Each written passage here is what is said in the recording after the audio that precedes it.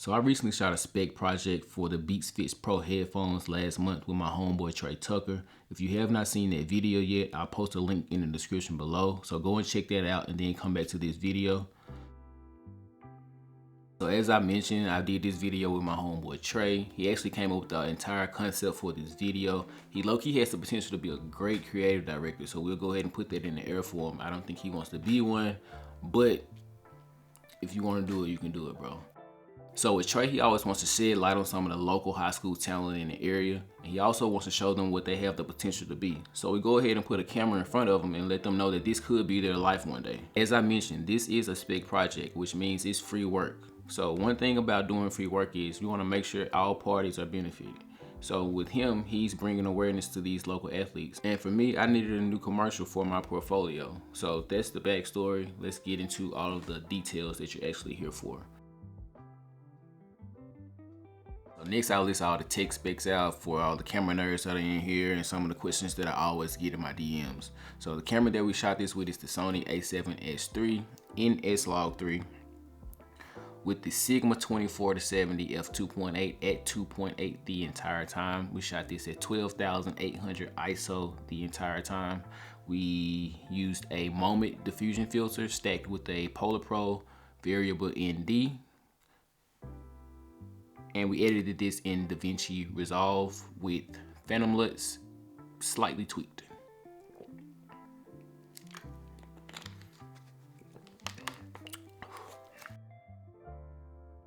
Moving on, one thing that I want to mention, or one mistake that I want to mention, is that you need to write down your shot list. I did not write down my shot list and I paid for it.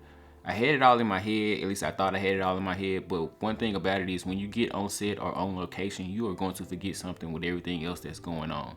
So one thing that I did forget was to have her put the headphones in. I mean, this is a Beats commercial. How could I not have her put the headphones in? So don't be me.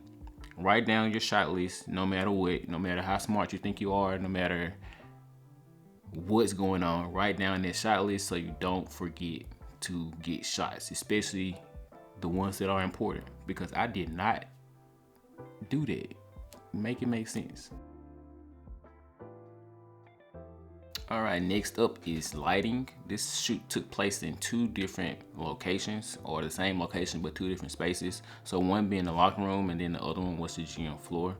So for the locker room, I think we did a total of 3 to 4 shots. So I had two different lights. So I had one light, which was the Amaran 200D, bounced into the wall to make the ambient, or to bring the ambient up in the room. And then I had a key light, which was the Amaran 200X in a 36-inch softbox at a 45-degree angle, pointing directly at the talent. To be honest, I don't have a reason for doing it this way. I just have a eye for what I know looks good and the things that I like to see. I did want to bring out the contrast in the room, because just with the regular room lights, it was flat and washed out, terrible colors. So I don't know, this is what I did. Moving on to the gym floor. With the gym, it had 4 rows of lights, so 2 for the bleachers and then 2 rows that lit up the gym floor. We had the coach turn off the 2 lights in the middle so that it gave a more moody look in the gym. So we backlit one side of her and we stayed on the other side as far as the filming angles. So when you're filming something, I say pick one side of a room or one side of an area and stay there. That way you can keep some consistency between your shots. All right, so to round out this video, I do want to go over the shot that I feel is my favorite, which would be the closing scene. I really like how I lit this shot. I really like the side profile shots, the really tight shots. I think that comes from me being a portrait photographer. I really like the close headshots.